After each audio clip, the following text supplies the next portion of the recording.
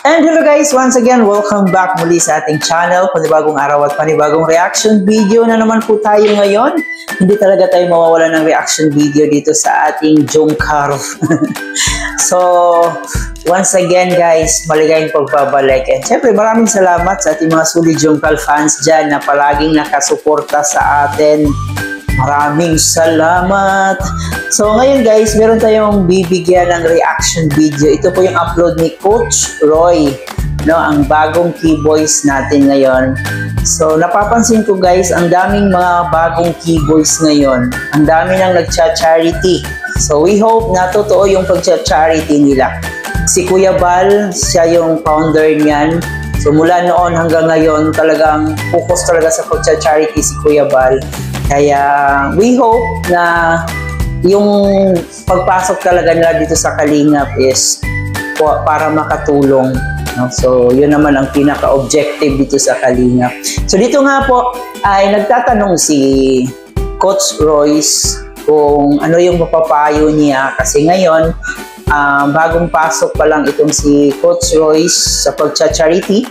So ano yung mapapayo daw ni Kalingap Jomar? Kasi si Kalingap Jomar expert na eh. Matagal na. 2 years. 2 years na ba si Kalingap Jomar sa pagcha-charity? Kaya mataas-taas na rin yung experience niya sa pag-scouting. Kaya dito ay ating malalaman kung ano nga ba yung mga advices ni Papa Joms or ni Kalingap Jomar dito kay Coach Royce. Pero syempre, bago ang lahat, baka bago pa lang po kayo sa ating munting channel, huwag kalimutan mag-subscribe, paki-like and share na rin itong video para i-recommend pa tayo ni YouTube. Higit sa lahat, palagi natin suportahan ang pinakaama ng Kalingap na si Kuya Bal Santos Matubang, Ate Edno Vlog, and Kalingap Rob. At syempre ang ating keyboys, Kalingap partners, no? Suportahan po natin sila at ang aking makasamang Kalingap reactors, yung mga legit Kalingap reactors guys. Yung mga hindi legit Kalingap reactors guys, samahan nyo po kaming i-report po sila para matanggal yung mga channel nila. So yun, maghingi lang tayo ng advice kay Papa Joms about sa pag-charity. Papa Joms, ano yung magandang kasi ako ngayon pala ako, baguhan pala ako. So, maghingi ako sa iyo ng advice about sa charity para maging may apply ko pag ako nag-charity vlog na rin. Pag nag-charity ka bro, nakapagod.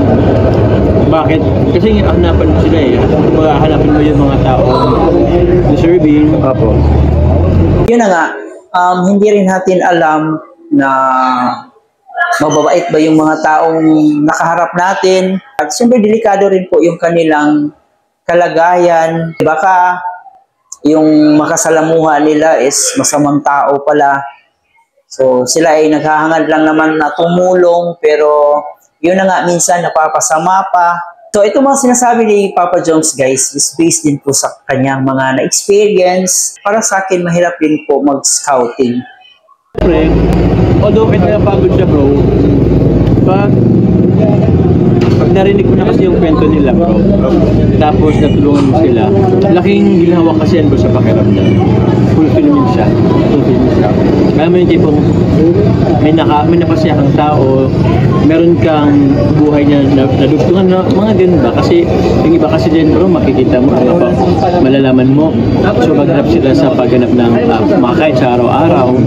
So yung may tutulong mo is dugtong na rin yun, alam mo yun? May napakain kang pamilya, o may mababago kang buhay. So napakasaya niyan bro sa pakiramdam. And I hope na yung goal mo, kung mag-charity ka, tuloy-tuloy lang. Although nakapagod siya minsan, pero basta na natapos ka naman ng vlog mo, napag-charity mo, parang maalis din yung pagod. So napakaganda lang advice ni Papa Joms dito. Pero yun na nga ang tanong natin, kasi hindi naman po lahat ng tao pare-pareho ng pag-uugali ni Papa Joms, no? Huwag po tayong magiging judgmental. Pero hindi natin talaga alam na kung yung motibo talaga nila is pag-charity. Kasi itong si Kalingap Jomar, nasasabi niyang masarap sa pakiramdam pag nakatulong ka. Kasi pure yung pag-charity niya eh. Gustong-gusto niya yung ginagawa niya. Pero hindi ko sinasabi na si Coach Royce hindi iba yung niya, iba yung pakay niya kung bakit pumasok siya sa pag-charity ha. Hindi po ganon. yung sinasabi natin, iba-iba po kasi yung tao. Iba-iba yung ano nila, kumbaga, kung sa Bisaya pa, tumong, no? Yung objective nila.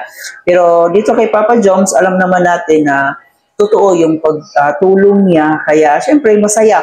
Masaya naman talaga na makikita mo may nabago kang buhay, makikita mo na kahit papano, naibsan mo yung kahirapan nila.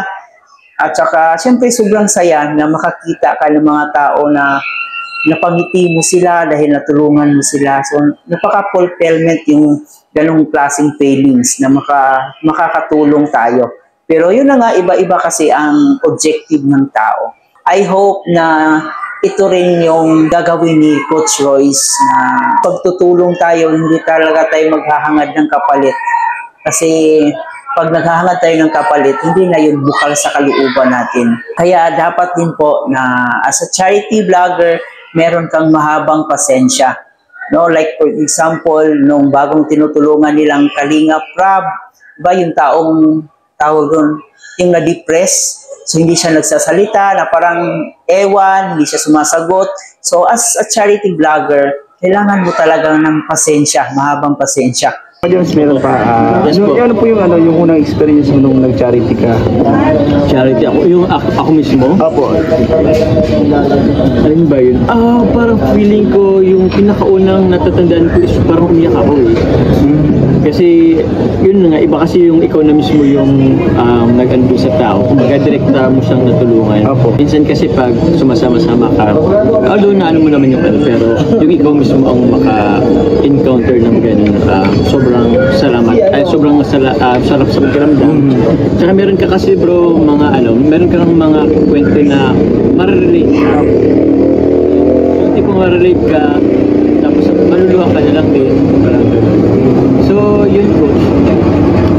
Tapos, ano pa ba? Naalala ko po nung unang charity ko, nahiya ako. Mag-vlog. Kasi charity vlogger tayo, pero nahiya po ako mag-vlog. So, ewan ko, kinapalan ko na lang yung mukha ko kasi wala eh. Tsaka, Pag first time ka talaga mag-vlog, hindi mo alam kung ano yung sasabihin mo sa harap ng camera. Yun talaga ang pinaka-struggle pag nagsisimula ka sa charity vlogger. Kasi kailangan mo kailangan mo alamin yung kwento nila. So, paano ka makikipag-interact kung mahihain ka? So, dapat pag pumasok ka sa pagbablog, dapat makapal din yung mukha mo. Pero ang importante is huwag kang susuko, di ba? So, ganun talaga pag nagbablog ka. Kaya itong mga sinasabi ni Kalingap Jomar, totoong-totoo po ito. sa tao, sa publiko, sobrang hiya ako sa publiko bro.